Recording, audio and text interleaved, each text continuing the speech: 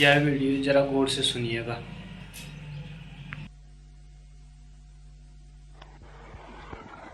मेरे प्रिय आत्मा,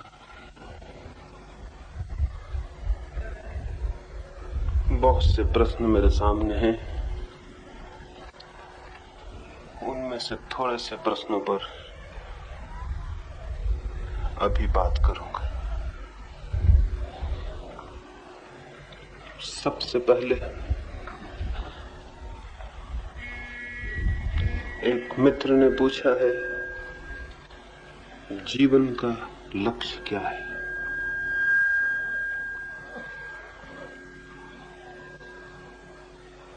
ये प्रश्न तो बहुत सीधा साधा मालूम पड़ता है, लेकिन शायद इससे जटिल और कोई प्रश्न नहीं।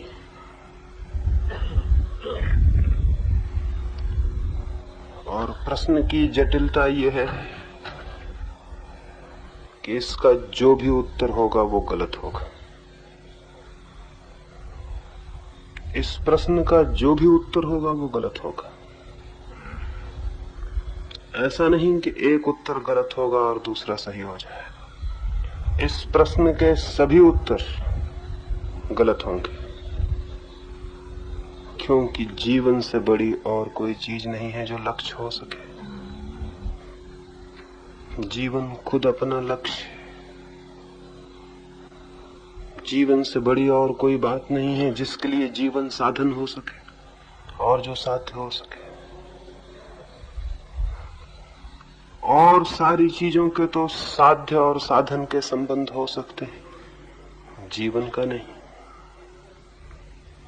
जीवन से बड़ा और कुछ भी नहीं है। जीवन ही अपनी पूर्णता में परमात्मा है। जीवन ही वो जो जीवन तो ऊर्जा है हमारे भीतर, वो जो जीवन है पौधों में, पक्षियों में, आकाश में, तारों में, वो जो हम सबका जीवन है, वो सबका समग्रीभूत जीवन ही तो परमात्मा है। ये पूछना कि जीवन का क्या लक्ष्य है, यही पूछना है कि परमात्मा का क्या लक्ष्य है। ये बात वैसी ही है जैसे कोई पूछे प्रेम का क्या लक्ष्य है, जैसे कोई पूछे आनंद का क्या लक्ष्य है। आनंद का क्या लक्ष्य होगा, प्रेम का क्या लक्ष्य होगा, जीवन का क्या लक्ष्य होगा। संसार में दो तरह की चीजें हैं। एक जो अपने आप में व्यर्थ होती हैं, उनकी सार्थकता इसमें होती है कि वो किसी सार्थक चीज तक पहुंचा दें। उन चीजों को साधन कहा जाता है, वो मीन्स होती है। एक बैलगाड़ी है, उसका अपने में क्या लक्ष्य है? कुछ भी नहीं, लेकिन उसमें बैठ के कहीं पहुंच सकते हैं। तो अगर पहुंचना लक्ष्य में हो तो बैलगाड़ी साधन बन सकती। एक तलवार का अपने आप में क्या लक्ष्य है? लेकिन अगर लड़ना हो, लड़ना लक्ष्य हो तो तलवार साधन बन सकती। तो जीवन में एक तो वे चीजें हैं जो साधन हैं, और कुछ करना हो तो उनके द्वारा किया जा सकता, और अगर न करना हो तो बिल्कुल बेकार हो जाती। जीवन में ऐसी चीजें भी हैं जो साधन नहीं है, वे स्वयं ही साध्य हैं। उनका मूल्य इसमें नहीं है कि वो कहीं आपको पहुंचा दें। उनका मूल्य खुद उनके भीतर है, खुद उनमें ही छिपा है। प्रेम ऐसा ही अनुभव है। प्रेम अपने आप में ही अपनी उपलब्धि है। उसे पा लेने के पीछे कुछ और नहीं पा लेने को बचता, और वो किसी और चीज का साधन भी नहीं है। आनंद, आनंद भी अपने आप में अपना साध्य है। जीवन तो परम साध्य है स्वयं में, उसके पार और उससे ऊपर कुछ भी नहीं है जिसे पाने के लिए वो माध्यम बन सके। इसलिए ये पूछना कि जीवन का लक्ष्य क्या है, एकदम ही ऐसा प्रश्न पूछना है कि इसके जो भी उत्तर दिए जाएंगे वो सभी गलत होंगे। लेकिन हम पूछते हैं, और पूछना हमारा सब प्रयोजन है, अर्थपूर्ण है। हम इसलिए पूछते हैं क्योंकि हमें जीवन का पता ही नहीं कि वो क्या है। अगर हमें ये पता होता कि जीवन क्या है तो हम कभी ना पूछते कि उसका लक्ष्य क्या है। जिसने कभी प्रेम नहीं किया वो पूछ सकता है कि प्रेम का लक्ष्य क्या है, और जिसने कभी आनंद नहीं जाना वो पूछ सकता है कि आनंद का लक्ष्य क्या है। लेकिन जिसने प्रेम को जाना है वो उसके जानने में ही उसके लक्ष्य को भी पालेगा और नहीं पूछेगा कि प्रेम का लक्ष्य क्या है।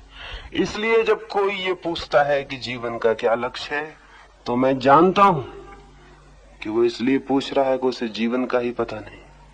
अगर जीवन का पता हो तो कोई उसका लक्ष्य नहीं पूछेगा। जीवन खुद है अपना लक्ष्य। लेकिन चूंकि हमें जीवन का ही पता नहीं है कि जीवन क्या है, इसलिए हम पूछते हैं कि जीवन का लक्ष्य क्या है। और जिसे हम जीवन जानते हैं वो बिल्कुल जीवन नहीं है। हम किसे जीवन जानते हैं? जन्म ले लेने से मृत्यु लेने तक का जो उपक्रम है उसे हम जीवन समझते हैं। वो जीवन नहीं है, वो धीरे धीरे मरने का नाम है। उसका जीवन से क्या संबंध? बच्चा पैदा होने के बाद मरना शुरू हो जाता है। आप जिसको जन्मदिन कहते हैं वो मृत्यु की घड़ी है, शुरुआत है मृत्यु की। 70 वर्ष बाद वो मरेगा, 100 वर्ष बाद मरेगा। मरना आकस्मिक नहीं है कि अचानक आ जाता है। रोज रोज हम मरते जाते हैं, धीमे धीमे मरते जाते हैं। मरने की लंबी क्रिया है, लंबी प्रोसेस है। जन्म से लेकर मृत्यु तक हम मरते हैं, रोज मरते जाते हैं, थोड़ा थोड़ा मरते जाते हैं। इसी मरने की लंबी क्रिया को हम जीवन समझ लेते हैं। ये जो लंबी ग्रेजुअल डेथ है, ये जो धीमे धीमे मरते जाना है रोज रोज, इसी को हम समझ लेते हैं कि जीवन है। कल और आज में आप थोड़ा मर चुके, नहीं तो आप बूढ़े नहीं हो सकते थे। कल आप और थोड़े मर जाएंगे। रोज हम मर रहे हैं। इस मरने को हम जीवन समझते हैं। तो प्रश्न खड़ा हो जाता है कि इस जीवन का लक्ष्य क्या है, जिसमें हम पैदा होते, जन्मते और मरते, और रोज रोज वही रिपीटिशन, वही दोहराना, वही सुबह उठाना, वही सांझ सो जाना, वही भोजन, वही कपड़े, वही झगड़े, वही संघर्ष, यही सब रोज रोज। इसका अर्थ क्या है? इसका प्रयोजन क्या है? तो हम पूछते हैं कि जीवन का लक्ष्य क्या है। मैं आपसे पहली बात तो ये निवेदन कर दूं कि ये जीवन ही नहीं है जिसको आप जीवन कह रहे हैं, और इसका आप कोई भी लक्ष्य बना लें, वो कोई भी लक्ष्य इसको जीवन ना बना सकेगा। ये जीवन है ही नहीं। ये तो लंबी मरने की प्रक्रिया है, और इसीलिए तो इसे हम जीवन कहते हैं। लेकिन न तो इसमें हम आनंद को जान पाते, न हम शांति को जान पाते, न हम प्रेम को जान पाते, न हम प्रकाश को जान पाते। कोई सौंदर्य का अनुभव जीवन में नहीं हो पाता। होगा कैसे? मरने की प्रक्रिया में होगा कैसे? मरने में होगा दुख, मरने में होगी पीड़ा, मरने में होगी चिंता, मरने में होगा अंधकार। रोज बढ़ता हुआ अंधकार जीवन को घेरता चला जाता। इसीलिए तो लोग कहते हैं कि बचपन के दिन बड़े सुख के दिन थे। कैसी अजीब बात है। अगर जीवन विकसित हो रहा है तो बुढ़ापे के दिन सबसे ज्यादा सुख के दिन होना चाहिए। बचपन के दिन क्यों? बचपन तो थी शुरुआत, बुढ़ापा है पूर्णता। तो दिन होने चाहिए सुख के, बुढ़ापे के। अगर जीवन बढ़ा है तो आनंद बढ़ना चाहिए। लेकिन हम सारे लोग तो गीत गाते हैं बचपन के कि बड़े खुशी के दिन थे, और हमारे कवि कविताएं लिखते हैं कि बड़े सुख थे बचपन में, बड़ा आनंद था बालपन में। निश्चित ही ये इस बात का सबूत है कि बचपन के बाद हम जिस यात्रा पर चल रहे हैं वो जीवन की यात्रा नहीं, मृत्यु की यात्रा है। इसलिए दुख बढ़ता जाता, मृत्यु की छाया बढ़ती जाती, पीड़ा बढ़ती जाती, और बचपन के दिन सुखद मालूम होते हैं। ठीक कोई आदमी जिएगा और जीवन को अनुभव करेगा तो रोज रोज उसका आनंद बढ़ता जाना चाहिए। विकास का अर्थ यही होगा। तो ये विकास होता है जीवन में या पतन? हम नीचे उतरते हैं या ऊपर जाते? बचपन की सुखद स्मृति गलत जीवन का सबूत है। जीवन ठीक से नहीं जिया गया, जाना नहीं गया, पहचाना नहीं गया, लेकिन इसको हम मान लेते हैं कि जीवन है। ये जीवन नहीं,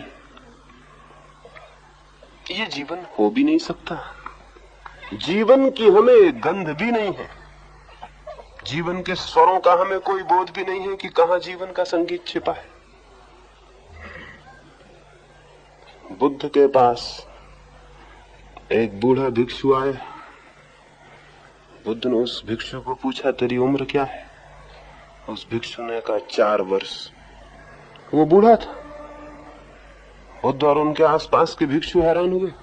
सोचा बुद्ध ने शायद मेरे समझने में हो गई है भूल। पूछा फिर, मेरे मित्र तेरी उम्र क्या है? उस बूढ़े ने कहा, मैंने निवेदन किया 4 वर्ष। बुद्ध ने कहा, बड़ी हैरानी में डाल दिया तुमने। प्रतीत होते हो कोई 70 वर्ष तुम्हारी उम्र होगी, कहते हो 4 वर्ष, किस हिसाब से गणना करते हो? उस बूढ़े ने कहा, 4 वर्ष के पहले जो था वो जीवन नहीं था, उसकी मैं गिनती नहीं करता। इधर 4 वर्षों से जीवन की सुगंध मिलनी शुरू हुई, इधर 4 वर्षों से चित्त हुआ शांत, इधर 4 वर्षों से निर्विचार हुआ, इधर 4 वर्षों से भीतर झांका तो उसकी प्रतीति हुई जो जीवन। बाहर तो थी मृत्यु, जीवन था भीतर, और मैं बाहर ही देखता रहा। तो मैंने मृत्यु को जाना था 4 वर्ष पहले, उस उम्र को कैसे जीवन की उम्र बताऊं? वो मेरी गणना में नहीं आती। बुद्ध ने अपने भिक्षुओं से कहा, भिक्षुओं सुन रखो मन में, इस आदमी ने जिंदगी को नापने की नई बात बताई, और आज से मेरे भिक्षुओं की उम्र उसी दिन से नापी जाए जिस दिन से उनको शांति मिले, वो जीवन को अनुभव करे। उसके पहले की उम्र को जोड़ने की अब कोई जरूरत नहीं। कौन सी बात भीतर दिखाई होगी उस बूढ़े भिक्षु को? क्या दर्शन हुआ होगा? कौन है, क्या है भीतर? कोई उसे आत्मा कहे, परमात्मा कहे, उचित तो यही है कि हम उसे जीवन कहें। जीवन है भीतर, जीवंत कोई धारा, कोई चेतना भीतर है, और उसके ऊपर एक खोल है शरीर की। शरीर मरण धर्मा। शरीर को जो जीवन मान लेता है वो मृत्यु को ही जीवन समझ के जी लेता है, और तब होता है बहुत दुख और बहुत पीड़ा। और इस पीड़ा और दुख में वो पूछने लगता है क्या है लक्ष्य, क्योंकि इस दुख पीड़ा में कोई लक्ष्य तो दिखाई पड़ता नहीं। इस दुख पीड़ा में, इस रोज के दैनंदिन अंधकार में कोई अर्थ, कोई अभिप्राय, कोई मीनिंग तो दिखाई पड़ता नहीं। तो मन में प्रश्न उठने लगता है, क्या है इस जीवन का अर्थ? ठीक है पूछने वाला, लेकिन उसको निवेदन कर दें, पहली बात ये जीवन ही नहीं है जिसका वो अर्थ पूछ रहा है। रह गया दूसरा जीवन, उसे हम जानते नहीं है, क्योंकि जो उसे जान लेता है वो अर्थ नहीं पूछता, क्योंकि उसे पा लेना ही उसका अर्थ है। वो स्वयं साध्य है, उसके पार फिर पा लेने को कुछ भी नहीं है।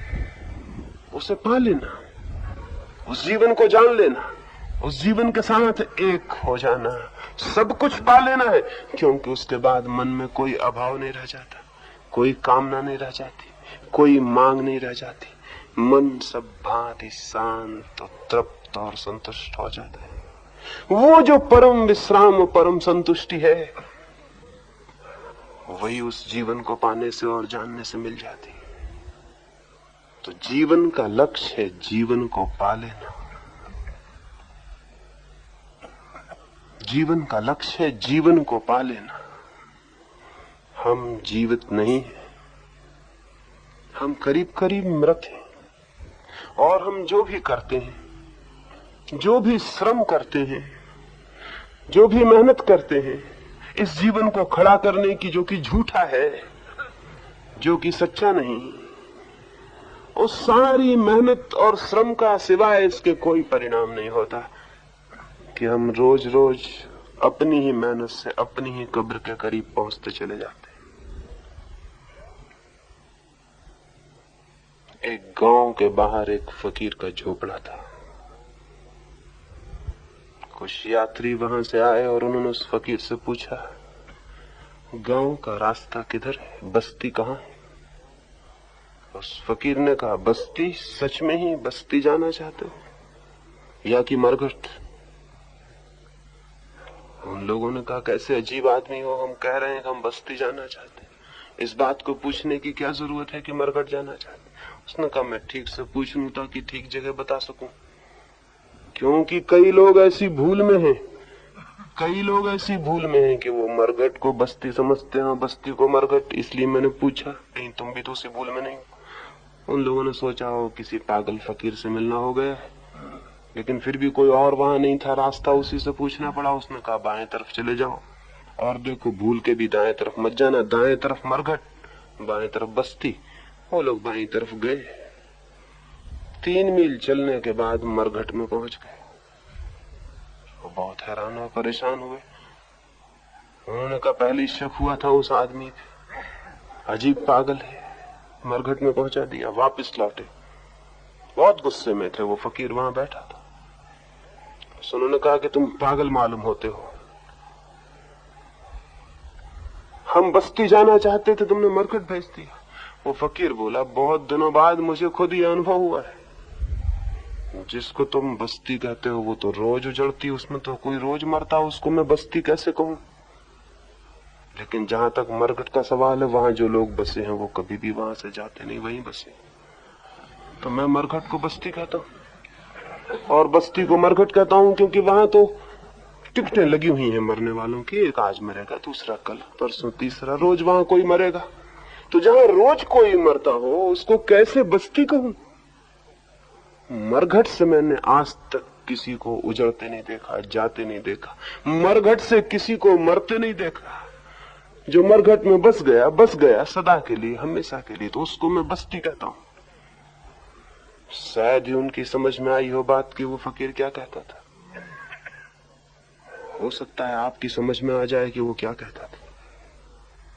बहुत मुश्किल से ये बात समझ में आती, लेकिन ये बात सच है। जिसको हम बस्ती कहते हैं वो क्या है, रोज रोज मरघट में तो बदल जाती है हमारी बस्ती। जहां हम खड़े हैं वहां कितने लोग नहीं मर चुके हैं। असल में हम खड़े ही इसलिए हो सके हैं कि बहुत लोग मर गए हैं, नहीं तो हम खड़े भी नहीं हो सकते थे। हजारों लाशों पर एक एक आदमी खड़ा है। अपने बाप की लाश पर बेटा खड़ा है, अपनी माँ की लाश पर उसकी पुत्री खड़ी है। हम सब अपने माँ बाप की लाशों पर खड़े हैं। वो न मरे तो हम जिंदा नहीं रह सकते। वो मरते हैं, उजड़ते हैं, जगह खाली होती, हम बसते हैं, और हम बस भी नहीं पाते कि हमारे बच्चे बसने को आ जाते और हम विदा हो जाते।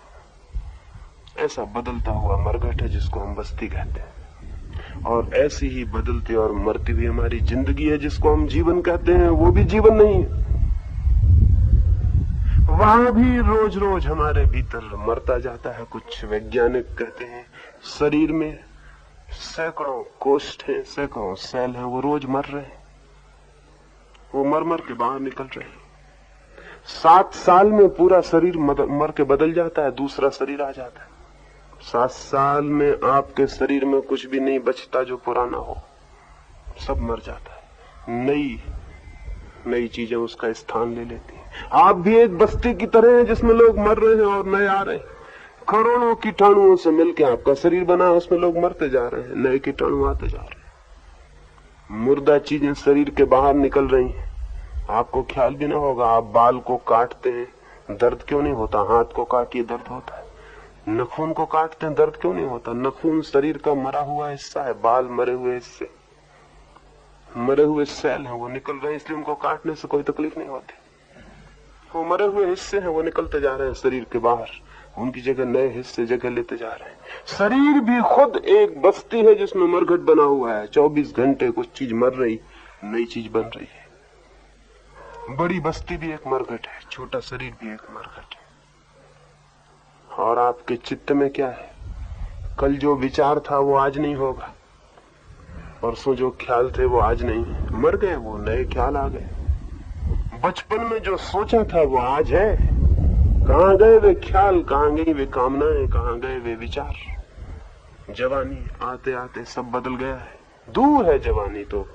आज रात जो सोचा है वो सुबह 7 होता है।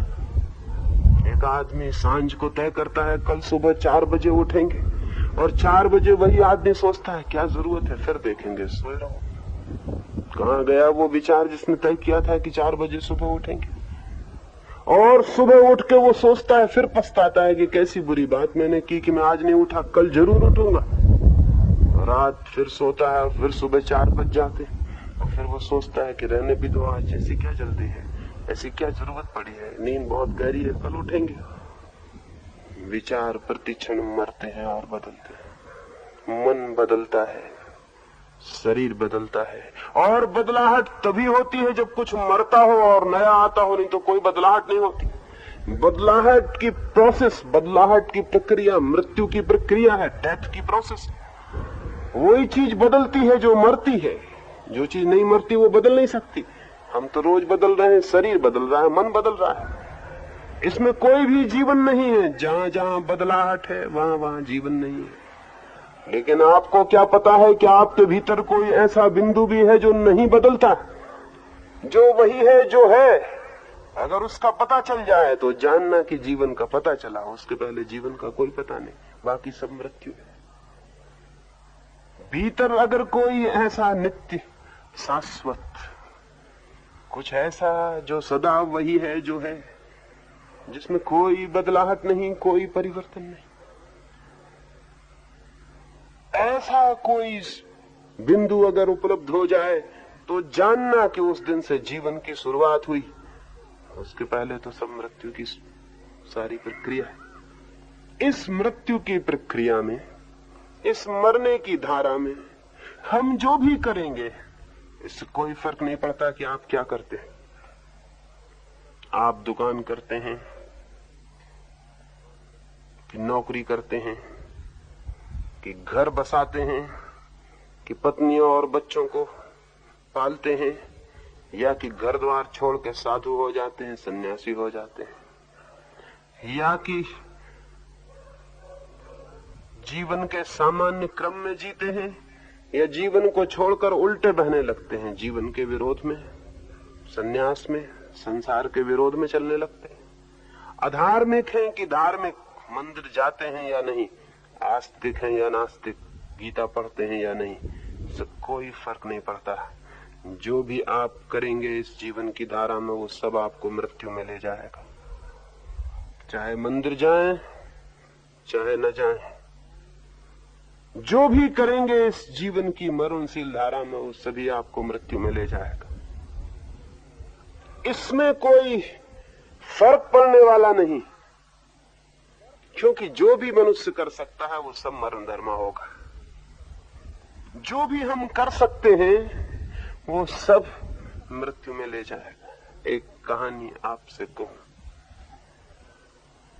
एक राजा ने एक रात सपना देखा स्वप्न में कोई अंधेरी छाया उसके कंधे पर हाथ रखे खड़ी। उसने पूछा, कौन हो तुम? उस छाया ने कहा, मैं हूं तुम्हारी मृत्यु, और ये सूचना करने आ गई हूं कि आज सांझ सूरज ढलने के साथ साथ ठीक जगह पर मुझे उपलब्ध हो जाना, मैं तुम्हें लेने आ रही। मौत की खबर सुनकर किसकी नींद न टूट जाएगी? उस राजा की नींद भी टूट गई। आधी रात थी, घबरा उठा, क्या अर्थ है इस स्वप्न का? राजधानी में बड़े बड़े स्वप्न विश्लेषक थे, ज्योतिषी थे, ज्ञानी और पंडित थे, शास्त्रों के जानने वाले व्याख्याकार थे। सबको खबर भेज दी गई कि शीघ्र चले आओ। आधी रात उठा लिए गए सारे ज्ञानी राजधानी के। आए, पूछा राजा से, क्या अड़चन आ गई? राजा ने कहा, ऐसा ऐसा देखा है स्वप्न, मृत्यु कहती हुई दिखाई पड़ी है, आज सांझ सूरज डूबने के साथ साथ ठीक जगह मिल जाना, लेने आ रही हूं। क्या करूं? क्या है इस स्वप्न का अर्थ? वे पंडित अपनी किताबें साथ ले आए थे, जैसा कि पंडित सदा ही करते हैं, क्योंकि उनकी आत्मा अपने में नहीं होती, अपनी किताबों में होती। वो अपने शास्त्र बांध कर आ गए थे। उन्होंने अपने शास्त्र खोल लिए और अर्थ खोजने लगे। रात बीतने लगी, किसी ने एक अर्थ बताया तो दूसरे पंडित ने उसका खंडन किया, जैसे कि पंडितों की आदत है। जैसे कुत्तों की आदत होती है एक दूसरों पर भौंकने की, वैसे पंडितों की भी होती है। 10 पंडित इकट्ठे रखना एक उपद्रव करवा लेना है। एक उपद्रव हो जाए, झगड़ा हो जाए, हत्या हो जाए, कुछ भी हो सकता है। वे सब एक दूसरे का खंडन करने लगे, एक दूसरे के शास्त्र की निंदा करने लगे, एक दूसरे की व्याख्या को गलत बताने लगे। राजा बड़ा परेशान हो उठा। सांझ बहुत जल्दी हो जाएगी और इन पंडितों की व्याख्याओं का कोई अंत न दिखाई पड़ता था। इसमें से कोई निष्पत्ति, कोई निष्कर्ष निकलता हुआ दिखाई न पड़ता था। आखिर वो घबराया। सुबह हो गया, सूरज उगने लगा और पंडितों का विवाद बढ़ता जाता था। जब उन्होंने बात शुरू की थी तब तो कुछ साफ भी था, अब तो वो भी साफ न रहा था और उलझ गया था मामला। क्या था अर्थ, कुछ तय करना मुश्किल था। उनके शब्दों में और सिद्धांतों में बात और खो गई। राजा का एक वृद्ध नौकर था, उसने उसके कान में कहा, महाराज, इन पंडितों को कयामत तक भी निष्कर्ष मिलेगा इसकी कोई आशा नहीं। दुनिया का अंत आ जाएगा, ये निष्कर्ष न निकाल पाएंगे। आज तक पंडित कोई निष्कर्ष निकाल पाए? आज तक किसी बात पर वे सहमत हो पाए? आज तक कोई नतीजा मिल सका है उनकी चर्चाओं और विवादों से?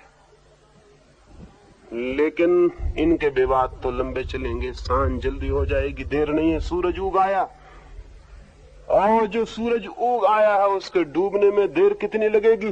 क्योंकि जो उग आया है वो डूब ही जाएगा। असल में उगने में ही डूबना शुरू हो गया है। सूरज ऊपर उठ रहा है। तो अच्छा होगा ये इन्हें व्याख्या करने दें। आपके पास कोई तेज घोड़ा हो तो लेके भाग निकले, इस घर से जितने दूर हो सके निकल जाएं। मौत ने संकेत स्पष्ट दिया है। इस घर में जहां मौत की छाया पड़ी हो और जहां मौत ने आके खुद सूचना दी हो, कंधे पर रख के वहां रुकना एक क्षण भी उचित नहीं है। राजा को बात समझ में पड़ी। पंडित अपना विवाद करते रहे। राजा भागा। उसके पास तेज घोड़ा था। तेज घोड़े पर बैठकर उसने यात्रा शुरू की। भागा वो प्राणों को छोड़कर। अपनी उस पत्नी को जिससे उसने बार बार कहा था, तेरे बिना एक क्षण भी जीवन असंभव है, उसकी भी उसे याद ना आई कि उससे विदा मांग ली। मौत के समय किसको किसकी याद रह जाती, और वे वचन जो हमने मौत के अनजाने में दिए हों, उन वचनों का किसको स्मरण रह जाता है। जिन मित्रों से उसने कहा था, तुम मेरे प्राणों के प्राण हो और तुम हो इसलिए मेरी जिंदगी में आनंद है, और तुम्हें छोड़ के मैं एक क्षण भी ना जी सकूंगा, उनकी भी कोई याद ना आई। उनसे भी विदा लेने का कोई ख्याल ना पैदा हुआ। मौत सामने हो तो कौन मित्र रह जाता है। भागा। उस दिन न उसे प्यास लगी और न भूख, न उसने पानी पीने को घोड़ा रोका और न भोजन करने को। वो भोजन लाना भी भूल गया था। कुएं तो बहुत पड़े मार्ग पर, लेकिन उसे प्यास का ख्याल ही न था, और जिसे प्यास ही न हो उसे कुएं से क्या मतलब। मौत थी सामने, मौत थी पीछे, मौत थी आगे, मौत थी ऊपर, मौत थी सब तरफ, और निकल जाना था। जरूर था तेज उसके पास घोड़ा, इसलिए विश्वास बड़ा था कि निकल जाएगा। कोई साधारण आदमी का घोड़ा नहीं था, कोई खच्चर नहीं था, राजा का घोड़ा था। राजा बड़ा था, उसके पास घोड़ा भी बड़ा था।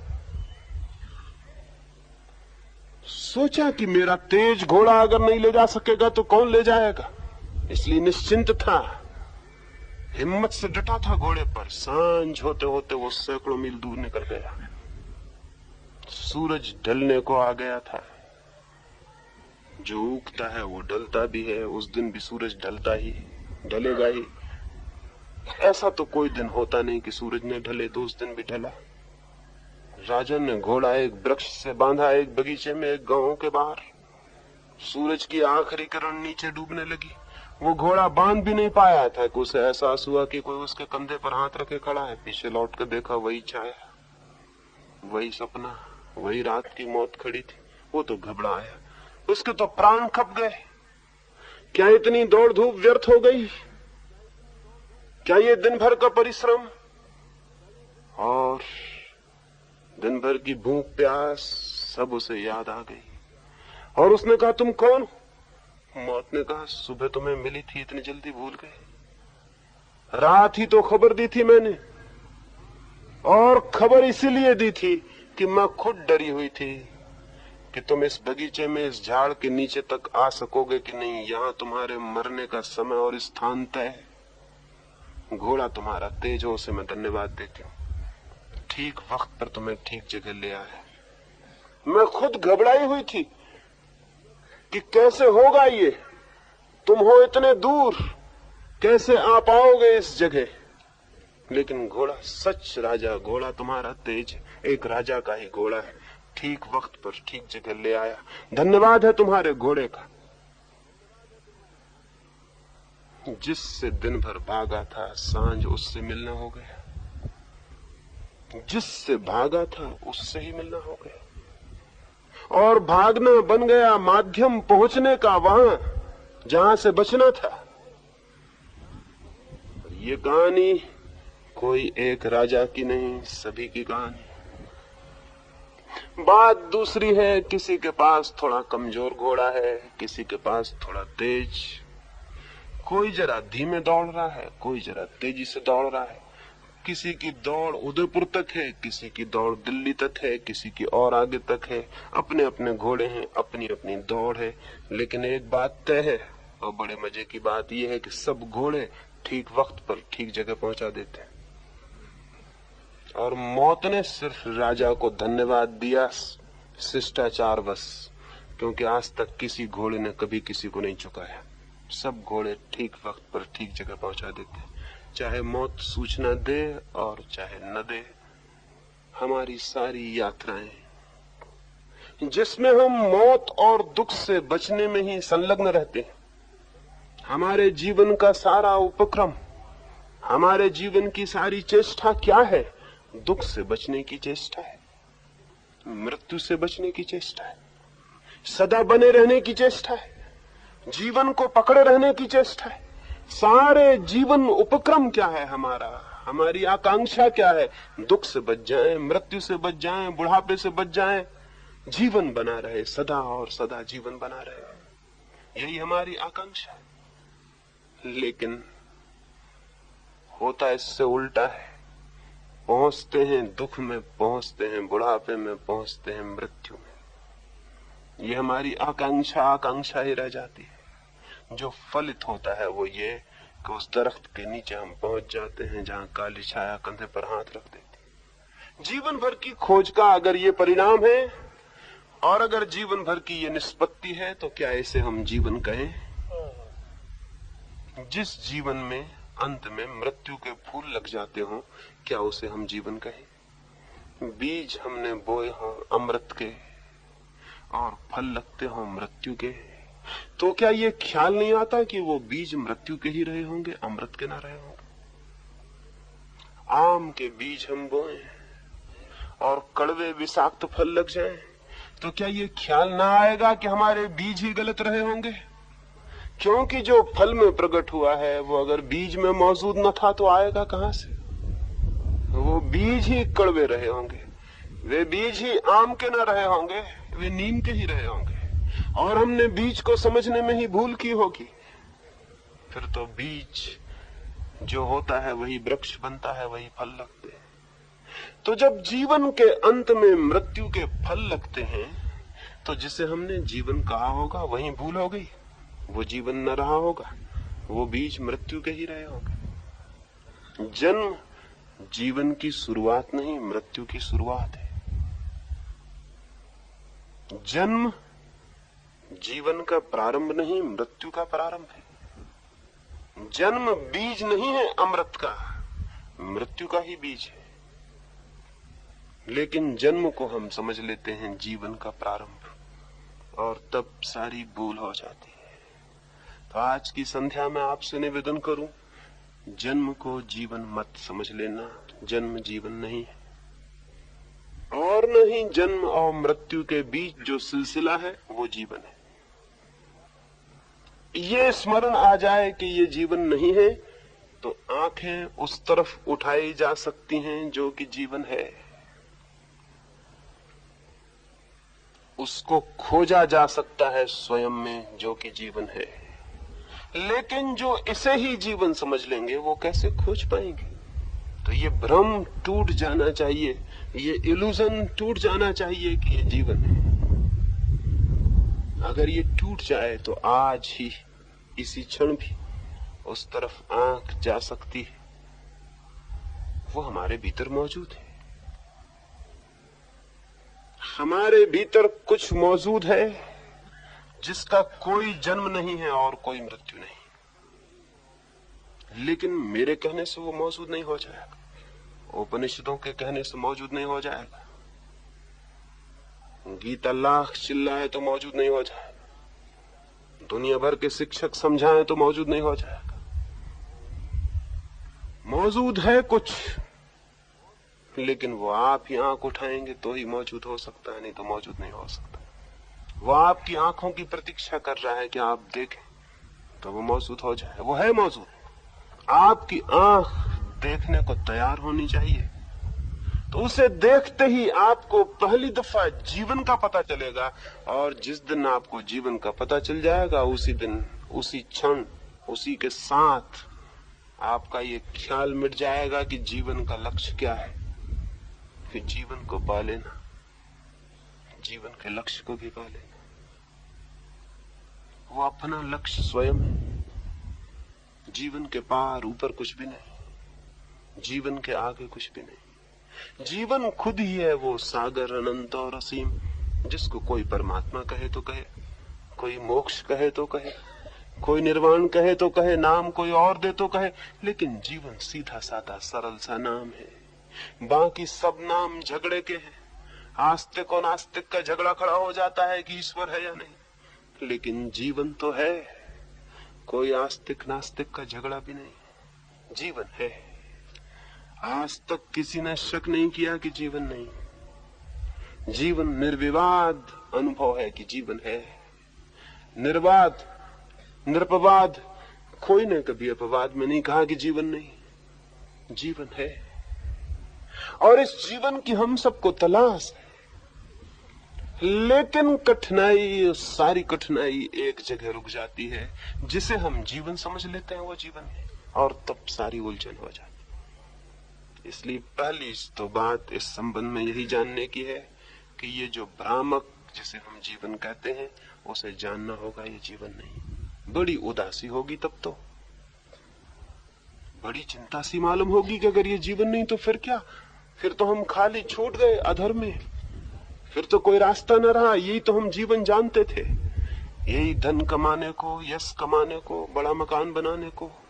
मैं इनकी निंदा नहीं कर रहा हूं, मेरे मन में किसी चीज की कोई निंदा नहीं है, लेकिन इनको ही जीवन समझने को मैं गलती कह रहा हूं। जरूर मकान बनाए, जरूर खोज करें जीवन की, जरूर ये सब जो चल रहा है, लेकिन इसे जीवन ना समझ लें तो बस, अगर ये जीवन समझ में ना आए तो आपके भीतर एक खोज जारी रहेगी उसकी खोजने की जो कि जीवन है। इसे हम जीवन समझ लेते हैं, इसलिए वो खोज बंद हो जाती है। अगर ये भ्रम टूट जाए कि जीवन है तो उसकी खोज शुरू होगी। और वो खोज कैसे शुरू होगी, कैसे और क्या हो सकता है, उसकी ही हम चर्चा कर रहे हैं। इधर आने वाले 2 दिनों में उसकी ही बात होगी कि वो जीवन कैसे जाना जा सकता है। तो इस प्रश्न के उत्तर में फिर से मैं दोहरा दूं, जीवन का कोई लक्ष्य नहीं, जीवन के सिवा है। जीवन की पूर्णता, जीवन का पूरा अनुभव, जीवन का पूरा आनंद, जीवन का पूरा सौंदर्य विकसित हो जाए। जैसे कोई फूल खिल जाए, पूरा खिल जाए तो लक्ष्य पूरा हुआ, वैसे ही जीवन पूरा खिल जाए तो लक्ष्य पूरा हुआ। उसके पार और कोई लक्ष्य नहीं, और कोई लक्ष्य नहीं है। तो ये जीवन की इस पूर्णता को, खिलावट के लिए, इसके पूरा फूल के खिल जाने के लिए क्या किया जाए, उसकी तो हम बात करेंगे। एक बात तो ये की ही जाए जो मैंने कही कि खोज जारी रखी जाए कि जिसे हम जीवन समझ रहे हैं कहीं वो झूठा सिक्का तो नहीं है। क्योंकि जो लोग झूठे सिक्कों को असली समझ लेते हैं, उनके असली सिक्के की खोज बंद हो जाती है, वो झूठे को ही ढोते रहते हैं। एक बार ऐसा हुआ, दो साधु एक घने जंगल से निकलते थे। गुरु था और उसका शिष्य था, वृद्ध साधु था और एक युवा साधु था। वृद्ध साधु ने अपने कंधे पर एक झोली टांग रखी थी, कोई बजनी चीज उसमें लटकी हुई मालूम पड़ती थी। जंगल आ गया और रात उतरने लगी। अंधेरी रात, निर्जन वन, बीहड़ रास्ता, कोई मार्ग पर दिखाई न पड़े। उस वृद्ध गुरु ने अपने युवा शिष्य से पूछा, बेटे, जंगल में कोई डर तो नहीं है, कोई भय तो नहीं? उस युवक को बड़ी हैरानी हुई। आज तक कभी उसके गुरु ने यह न पूछा था कि कोई भय तो नहीं, सन्यासी को भय कैसा, और जंगल में भी भय कैसा? मृत्यु भी आ जाए तो भय कैसा, फियर कैसा, क्या बात है? चिंतित हुआ। उसने कहा कि क्या भय की बात है, कोई भय की बात तो नहीं। और आगे बढ़े और रास्ता भीड़ होता गया, रात और उतरती गई और सन्नाटा और सुनसान। और गुरु ठिठक गया और उसने कहा कि कुछ पता लगाया तुमने, पूछ लिया था, कोई भय तो नहीं है? तो युवक और हैरान हुआ, बहुत परेशान हुआ। फिर वे कुएं के किनारे थोड़ी देर को हाथ मुंह धोने के लिए रुके, पानी पीने को रुके। झोला निकालकर उसके वृद्ध गुरु ने अपने शिष्य को दिया। उसे थोड़ा शक तो होने लगा था कि झोले में जरूर कुछ होना चाहिए, नहीं तो भय कैसा? झोले में हाथ डाला, देखा एक सोने की ईंट भीतर है। वो समझ गया भय कहाँ है। उसने उस ईंट को गुरु जब तक पानी पीता था फेंक दिया, उसकी जगह रख दिया उसी वजन के एक पत्थर को। गुरु ने पानी पिया, झोला जल्दी से लेके कंधे पर टांगा, टटोल कर देखा, ईंट थी, आगे चल पड़ा। थोड़ी देर बाद घोड़ों की टाप की कहीं पास में आवाज आने लगी तो उसने पूछा कि बेटे, कोई भय तो नहीं है यहाँ? उस लड़के ने कहा, आप बिल्कुल निर्भय हो जाएं, भय को मैं पीछे फेंक आया। वो तो एकदम घबरा गया। उसने जल्दी से झोला देखा, ईंट निकाली, पत्थर रखा हुआ था। लेकिन इतनी देर ये पत्थर भी भय देता रहा था। वो बूढ़ा हंसने लगा। उसने कहा, हद हो गई, इतनी देर में इस पत्थर को ढो रहा था और ये मुझे भय भी दे रहा था, और मैं भयभीत था और कंपित था। तूने ठीक कहा कि भय को तू पीछे छोड़ा है, पर पागल तूने उसी वक्त क्यों ना बता दिया? मैं इतनी देर व्यर्थ ही इसको ढोता रहा और भयभीत रहा। ये इतनी देर का भय बिल्कुल व्यर्थ था। उसका युवा शिष्य बोला, अगर ठीक से समझें तो पहले भी जो भय था वो भी व्यर्थ था। वजन वो भी था, वजन ये भी है, लेकिन वो सोना दिखाई पड़ता था इसलिए आप सोचते हैं वो सार्थक था, और ये ईंट दिखाई पड़ती इसलिए सोचते हैं व्यर्थ है। लेकिन अगर ईंट अभी भी दिखाई न पड़ती तो ये पूरी रात भय से बीतती, और कौन जाने जिसे आपने सोना समझा वो भी सोना है या मिट्टी। वो समझने पर सारा निर्भर है। एक झूठी ईंट भय दे सकती है, एक झूठी जिंदगी भय दे सकती है, और एक झूठी ईंट को हम संभाल के ढो सकते हैं, और एक झूठी जिंदगी को भी संभाल के ढो सकते हैं, और पूछ सकते हैं कोई भय तो नहीं है। लेकिन जैसे ही दिखाई पड़ गया कि ईंट नहीं, ईंट सोने की नहीं पत्थर की है, वो बूढ़े ने वो ईंट फेंक दी और फिर रात उसी जंगल में वो निश्चिंत होकर सो गए। फिर कोई भय न था, क्योंकि वो ईंट ही न थी, वो सोना ही न था। वे वही थे, सब कुछ वही था, जंगल वही था, रात वही थी, लेकिन भय समाप्त हो गया।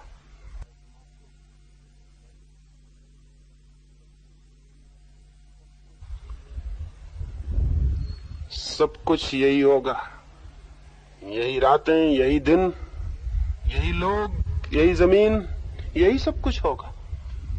लेकिन आपको अगर दिखाई पड़ जाएगी जिसे हम जिंदगी जानते थे वो जिंदगी नहीं, तो सब बदल जाएगा, सब और हो जाएगा।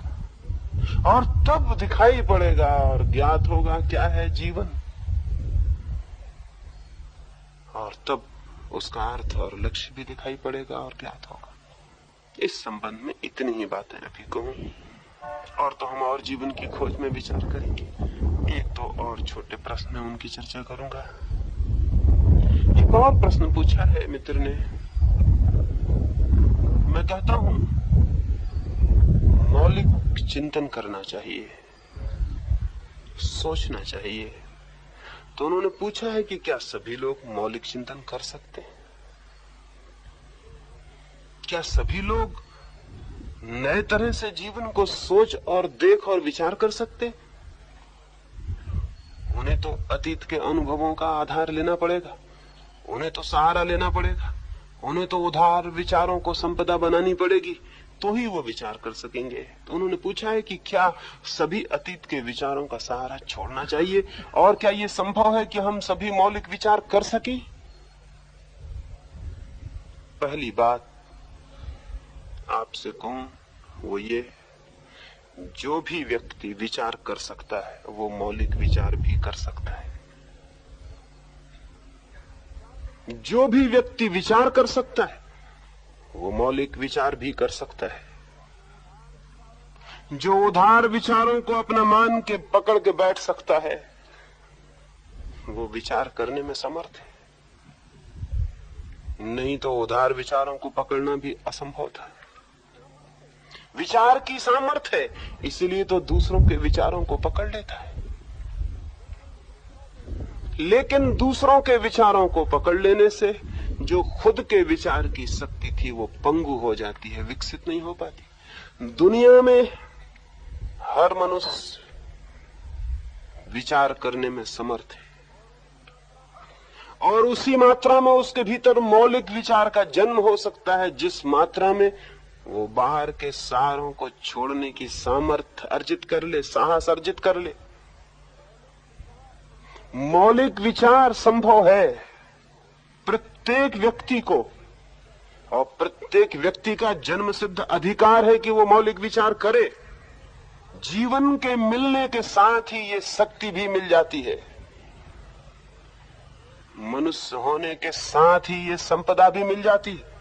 ये स्वत्व है जीवन के साथ मिला हुआ, लेकिन हम उसका उपयोग ही ना करें। समझ लें एक ऐसा गांव हो जहां बच्चे पैदा हों और उनके पैरों को बांध दिया जाए और हाथ में लकड़ियां दे दी जाएं और उनसे कहें चलो, तो वे लकड़ियों के सहारे बच्चे चलेंगे। फिर उस गांव के सब बच्चे ऐसा हजारों साल तक करते रहे कि बच्चे जब भी पैदा हो उनको लकड़ियां पकड़ा दी जाएं, बैसाखियां दे दी जाएं और उन सबको चलने को कहा जाए, तो वो लकड़ियों के सहारे चलेंगे और उनके पैर पंगु हो जाएंगे। फिर हर पीढ़ी अपने बच्चों के साथ यही करती रहे। 1000-2000 साल बाद उस गांव में बिना बैसाखी के कोई भी नहीं चल सकेगा। और अगर किसी दूसरे गांव से कोई आदमी भूला भटका वहां आ जाए और वो कहे पागलो ये क्या कर रहे हो, बैसाखियों की क्या जरूरत है, अरे अपने पैरों से चलो, तो वहां के लोग पूछेंगे क्या हर आदमी अपने पैरों से चल सकता है? क्या ये हो सकता है कि हर आदमी अपने पैरों से चल सके? हाँ, कभी कभी ऐसा होता है, कोई अवतारी पुरुष पैदा हो जाता है, अपने पैरों से चलता है, वो अपवाद की बात है, ये सबके बस की बात नहीं। सब तो बैसाखियों से ही चलते रहे हमेशा से। हमारे बाप दादी भी चलते थे, उनके बाप दादी भी, उनके बाप दादी भी, ये तो हमेशा का क्रम।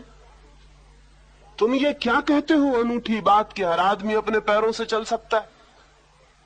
जिन लोगों ने वर्षों तक पैरों का उपयोग न किया हो उनको ये विश्वास आना कठिन है कि हर आदमी अपने पैरों से चल सकता है, लेकिन हम सारे लोग अपने पैरों से चल रहे हैं। क्या आपको पता है चीन में हजारों वर्ष तक स्त्रियों के पैर में लोहे के जूते पहनाए जाते रहे? छोटा पैर सुंदर होता है ऐसा उनका ख्याल था। 1000 तरह की बेवकूफियां दुनिया में प्रचलित रही हैं।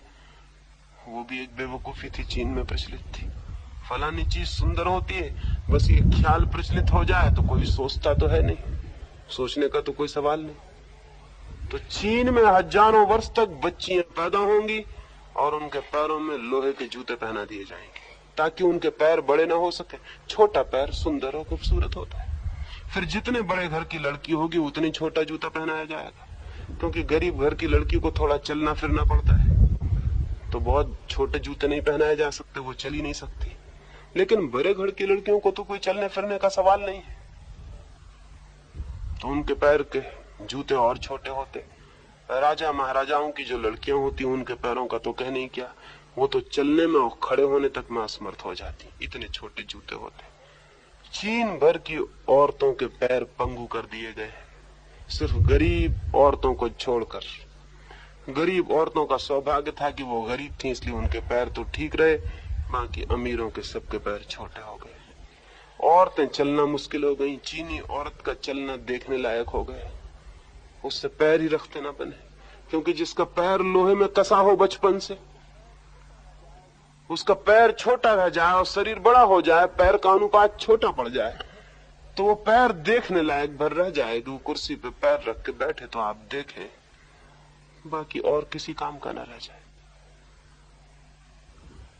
अगर उन स्त्रियों से कोई कहे कि सब स्त्रियों के पैर बड़े हो सकते हैं, सब स्त्रियां चल सकती हैं, तो वो हैरान होंगी। वो कहेंगी सब, ये कैसे संभव है कि सब स्त्रियां चल सकें अपने पैरों से? तो वो कंधे पर हाथ रखकर चलती थी। 2 स्त्रियां साथ होंगी रानी के, वो कंधे पर हाथ रख के चलेगी, खुद के पैर तो बड़े पंगु। और जब पहली दफा चीन में किन्हीं लोगों ने हिम्मत की और इसके खिलाफ विद्रोह खड़ा किया, इसके खिलाफ भी विद्रोह करना पड़ा कि औरतों के पैर में जूते नहीं पहनाएंगे, तो बड़े उपद्रव हुए, झगड़े हुए। ऐसे लोगों को कहा गया ये विद्रोही हैं, ये परंपरा के दुश्मन हैं, ये देश के अतीत को नष्ट कर रहे हैं, ये सारी बात बर्बाद कर देंगे, हमारी सभ्यता मिटा देंगे। हजारों साल से जो हमने नहीं किया, ये नास्तिक लड़के ऐसी बातें करने को कह रहे हैं कि स्त्रियों के पैर में जूते मत पहनाओ। ये कहीं हो सकता है कि स्त्रियां, खूबसूरत स्त्रियां और बड़े पैर की हों? ये नहीं हो सकता। ऐसी ही हालत हमारे मस्तिष्क की भी हो गई है। हजारों साल से लोहे के जूते हमारे मस्तिष्क में कसे हुए, हजारों साल से हमारे मस्तिष्क और विचार को चलने की कोई स्वतंत्रता नहीं है। बैसाखी रखो और चलो, कृष्ण के कंधे पे हाथ रखो, महावीर के कंधे पे हाथ रखो, किसी को भी बैसाखी बना लो और चलो, लेकिन अपने पैर से मत चलना। हर आदमी कहीं अपने पैर से चल सकता है? ये तो कुछ थोड़े से सौभाग्यशाली लोगों का हक है कि वो अपने पैर से चलें। चूज एंड फ्यू, थोड़े से चुने हुए चुनिंदे लोग जिन पर भगवान की कृपा है। पता नहीं ये भगवान भी कैसा है कि कुछ लोगों पर कृपा करता है, कुछ लोगों पर नहीं करता। पता नहीं वहां भी कोई रुस्बत चलती है, क्या होता है? पता नहीं वहां भी खुशामद का बहुत प्रभाव होता है, क्या होता है? तो कुछ चुने हुए लोग कर सकते हैं विचार, सब नहीं कर सकते। ये पागलपन सिखाया गया, इसका परिणाम ये हुआ कि मस्तिष्क पंगु हो गए, चलने की सामर्थ्य विवेक ने खो दी। तो निश्चित ही आज ये बात लगती है, आज हजारों साल के बाद अगर कोई कहे कि हर आदमी मौलिक रूप से सोच सकता है, तो हमें विश्वास नहीं पड़ता है। ये स्वाभाविक है। ये स्वाभाविक इसलिए नहीं है कि ये हमारा स्वरूप है, बल्कि इसलिए कि हजारों साल की हमारी आदत है। और आदत के खिलाफ सोचना बड़ी हिम्मत की बात है, कई कारणों से। क्योंकि आदत आसान होती है और तोड़ना कठिन होता है। एक आदमी सिगरेट ही पीने लगता है तो तोड़ना मुश्किल होता है। एक बिल्कुल बेवकूफी की आदत है जिसमें कोई भी मतलब नहीं, एक रत्ती भर मतलब नहीं है। और कभी दुनिया अगर समझदार हुई तो हैरान होगी कि ऐसे पागल लोग भी थे पहले जो मुंह में धुआं खींचते थे और निकालते थे। बड़ी हैरान होगी। और अरबों करोड़ों रुपया खर्च करते थे इसमें धुआं खींचने और निकालने में। तो बच्चे भविष्य में सोचेंगे कि हमारे माँ बाप या तो पागल थे या क्या खराबी थी, क्योंकि ये कल्पना भी उनके नहीं आ सकेगी कि ऐसे लोग भी थे जमीन पर जो धुआं पहले अंदर खींचते फिर बाहर निकालते और इसमें पैसा खर्च करते और इससे बीमार होते, इससे परेशान होते, इससे अस्पताल में जाते और उनके डॉक्टर घोषणाएं करते कि कैंसर हो जाएगा, फला हो जाएगा, वो सब सुनते और फिर भी पीते, और जो डॉक्टर ये कहते वो भी पीते। तो किसी ना किसी दिन मनुष्य जाति में कोई ना कोई पीढ़ी ये विचार तो करेगी कि ये लोग कुछ गड़बड़ रहे होंगे, ये पागल रहे होंगे। क्या है इसमें, क्या होने जैसी बात है इसमें? लेकिन इसको भी छोड़ना कठिन, इस निहायत एब्सर्ड, जिसमें कोई तुक, कोई संगति नहीं, कोई अर्थ नहीं, उसे छोड़ना भी कठिन है। प्राण निकल जाए उसे छोड़ना कठिन है। उत्तर ध्रुव के पास 1930 में यात्री गए, पहले यात्री, उनका जहाज फंस गया और 15 दिन तक निकल नहीं सका, तो उनका राशन चुक गया। लेकिन राशन के चुकने से कठिनाई न हुई, वो भूखे रहने को राजी थे, लेकिन सिगरेट चुक गई और तब एक तूफान आ गया उस जहाज में।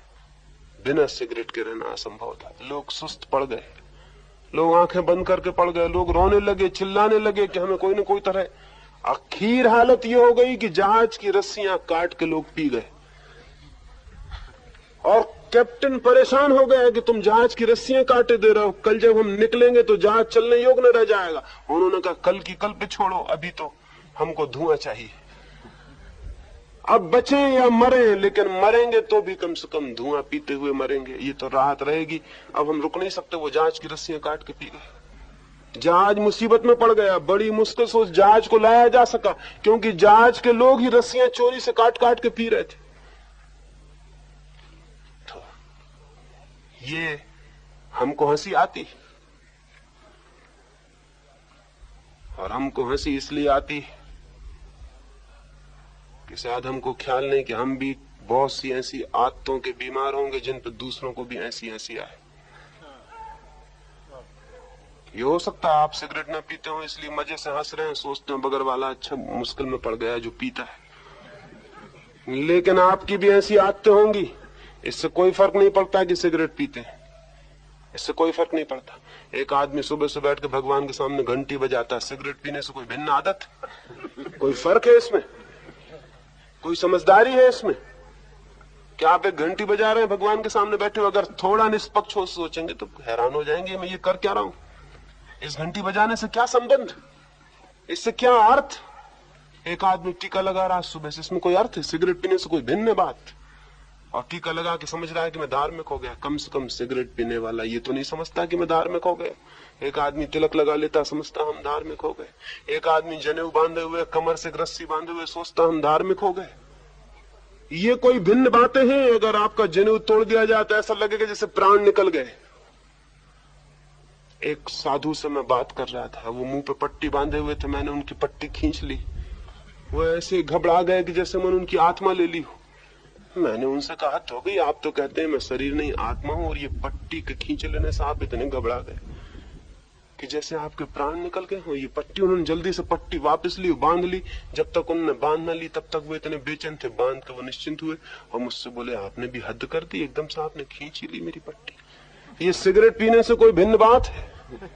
इसमें कोई फर्क है? जड़ता वही है, हमारा माइंड इडियोटिक है, मूड है, और उस मूड मन में ऐसी हमने हजार जड़ताएं इकट्ठी कर रखी। इनको छोड़ना मुश्किल है, तो मैं तो आपसे कह रहा हूं मौलिक चिंतन करो। और हजारों साल की गुलामी ये है कि हमने चिंतन कभी किया ही नहीं। हम तो हमेशा विश्वास करते हैं, कोई कह दे और हम मान लेंगे, कोई कह दे कि ये सच है और हम मान लेंगे, और जितने जोर से कह दे उतने जल्दी मान लेंगे। जितनी ताकत से घूंसा बजा के कह दे और जल्दी मान लेंगे, और कह दे कि मैं भगवान हूं तो हम और भी जल्दी मान लेंगे कि जब भगवान खुद ही कह रहा है तो फिर शक करने का कोई कारण नहीं। इसलिए जो आपको मनवाना चाहते हैं वो जरूर ये घोषणा करते हैं कि मैं भगवान हूं, कोई कहता है मैं तीर्थंकर हूं, कोई कहता है कि मैं ईश्वर का पुत्र हूं, कोई कहता मैं अभी जमीन पर 300 आदमी है इस वक्त जो ये कहते हैं कि हम भगवान। एक दफे तो एक मेले में मैं गया, 3 आदमी वहीं मौजूद थे जिनको ये ख्याल है कि हम भगवान। एक ने तो अपना नाम श्री भगवान ही रख छोड़ा। एक ही मेले में 3 थे और एक ही साथ भगवान 3 हो नहीं सकते, इसलिए हर एक बाकी 2 की निंदा कर रहा था कि वो झूठे, असली में 300 आदमी हैं अभी जमीन पर जिनके दिमाग में ये खराबी, वो समझते हैं हम भगवान, और बाकी 299 की वो निंदा करते हैं, सिवाय इसके कोई उनके पास काम भी नहीं, क्योंकि वो सब गलत है। एक दफा ऐसा हुआ बगदाद में, एक आदमी ने ये घोषणा कर दी कि मैं पैगंबर हूं। अब मुसलमान ये बर्दाश्त नहीं कर सकते, मोहम्मद के बाद किसी को वो पैगंबर होने देने की आज्ञा नहीं देते। असल में हर धर्म बंद कर देता दरवाजा, नए पैगंबरों के लिए गुंजाइश नहीं छोड़ता, क्योंकि नए पैगंबर खतरनाक हो सकते हैं। महावीर 24वें तीर्थंकर, अब उसके बाद आगे 25वां तीर्थंकर अगर कोई कहे तो जैनी उसके दुश्मन हो जाएंगे कि रोको इसको, 25वां नहीं हो सकता कोई, 24 मामला खत्म। क्योंकि अगर 25 में कुछ गड़बड़ बातें कहने लगे, 25 में टाई बांधने लगे, तो फिर क्या करो, फिर इसको करो क्या? तो फिर महावीर से जो नग्न रहे उनके साथ इसका मेल कैसे बिठाओ? तो इसलिए झंझट में पड़ो ही मत, नए का दरवाजा बंद। तो मुसलमान भी नहीं मानते कि मोहम्मद के बाद किसी पैगंबर की जरूरत, फिर जरूरत भी क्या? वो कहते हैं कि मोहम्मद ने सारी बात लाके बता दी, अब आगे बताने को है क्या? सारी बात जो कहने योग्य थी वो कह दी गई, तो अब दूसरे को कोई अमेंडमेंट तो लाना नहीं, कोई सुधार तो करना नहीं कि अब दूसरे को भेजे। एक आदमी ने घोषणा कर दी कि मैं पैगंबर हूं, उसको बगदाद के खलीफा ने पकड़वा बुलवाया और कहा कि ये पागलपन छोड़ दो, नहीं तो सिवाय हत्या के और कोई परिणाम ना होगा। तो मैं तुम्हें 1 दिन का मौका देता हूं। उसको जेल में बंद करवा दिया और कहा कल सुबह मैं आऊंगा, तुम सोच लो ठीक से, नहीं तो सिवाय गर्दन कटने तो कुछ नहीं होगा। और ये बात गलत है और ये बात हम बर्दाश्त नहीं कर सकते कि कोई अपने को पैगंबर को, बस मोहम्मद आखिरी पैगंबर, अब आगे कोई पैगंबर नहीं। एक है परमात्मा और एक है उसका रसूल मोहम्मद, अब कोई और दूसरा नहीं। बस हो गया, काम समाप्त। कुरान में सब है जो चाहिए, अब कोई और नई नई किताबें लाने की भगवान के यहां से जरूरत नहीं। उसको बंद कर दिया। सुबह बादशाह उससे मिलने गया, खलीफा, वो जंजीरों में बंधा हुआ एक खंबे के पास बैठा हुआ था। खलीफा ने कहा मित्र को सोचा विचार किया। वो हंसने लगा, उसने कहा तुम बड़े पागल हो, तुम्हें ये पता नहीं कि पैगंबरों पे हमेशा मुसीबतें तो आती ही हैं। इससे ये सिद्ध नहीं होता कि मैं पैगंबर नहीं हूं, इससे यही सिद्ध होता है कि मैं पैगंबर हूं। ये तो मुसीबतें हमेशा पहले भी पैगंबरों पे आती रही, पैगंबरों को सताया जाना हमेशा होता रहा है। तो ये तो कसौटी है, और तुम जितना मुझे सताओगे उतना ये सिद्ध होगा कि मैं पैगंबर हूं। और तुमने मेरी हत्या कर दी तो बस फिर तो काम बन गया। पैगंबरों की हत्याएं होती ने, देखो क्राइस्ट को सूली पे लटका दिया और सुकरात को जहर पिला दिया, ये तो होता रहा है। तो तुम करो जो तुम्हें करना है। ये तो भगवान ने मुझसे पहले ही कह दिया था कि तुझे भेज रहा हूं, बड़ी मुसीबतें झेलनी पड़ेंगी। वो झेलना शुरू हो गया, बात पक्की हो रही। अब तो वो खलीफा बहुत हैरान हुआ, लेकिन तभी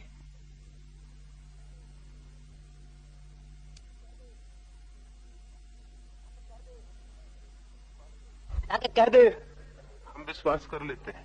हम विश्वास करने के आदी हो गए, हमें कोई भी बात विश्वास करवाई जा सकती है। हमसे कोई भी बात कह दी जाए कि विश्वास करो, हम कर लेंगे। हमारा न तर्क उठेगा, न विचार उठेगा, न ख्याल उठेगा। ये 1-2 दिन की गुलामी नहीं है, ये हजारों साल की गुलामी। और इस गुलामी के खिलाफ जब मैं आपसे कहता हूं मौलिक चिंतन, तो आपको ऐसा लगता है ये तो बड़ी दूर की बात है, जैसे कोई आकाश पे चढ़ने की बात कहे। लेकिन मैं आपसे विश्वास दिलाना चाहूं, निवेदन करना चाहूं, आपके भीतर हजारों साल की गुलामी के बाद भी वो ज्योति मौजूद है जो मौलिक चिंतन कर सकती है। वो विवेक मौजूद है, क्योंकि उस विवेक को कोई गुलामी नष्ट नहीं कर सकती। बांध सकती है, नष्ट नहीं कर सकती। उस विवेक के चारों तरफ दीवार खड़ी हो सकती है, लेकिन वो मर नहीं सकता, वो भीतर मौजूद है। और आप जिस दिन हिम्मत करेंगे वो जाग सकता है। और बड़े रहस्य की बात तो यह है कुछ बड़ी अजीब सी बात यह है, एक घर में हजारों साल से अंधेरा भरा हो तो भी उस अंधेरे को मिटाने के लिए एक दिया हम आज जला लें तो वो अंधेरा मिट जाएगा। वो अंधेरा ये नहीं कहेगा मैं 1000 साल पुराना हूं इसलिए मैं जाऊंगा नहीं। एक दिन का अंधेरा, 1000 साल का अंधेरा एक ही दिए से मिट जाता है। तो हजारों साल की जड़ता है, लेकिन अगर विवेक की छोटी सी किरण भी जगाने का आप प्रयास करें तो वो विलीन हो जाएगी और एक नए जीवन का जन्म हो सकता है। इस संबंध में और बातें और कुछ प्रश्न उनके संबंध में कल आपसे विचार करूंगा। अभी रात के लिए इतना ही। अब हम रात के ध्यान के लिए बैठेंगे, तो थोड़ी सी 2 बातें रात के ध्यान के संबंध में आपको समझा दूं, फिर हम ध्यान का प्रयोग करें। अगर यह वीडियो आपको अच्छी लग रही हो तो वीडियो को लाइक और चैनल को सब्सक्राइब करें।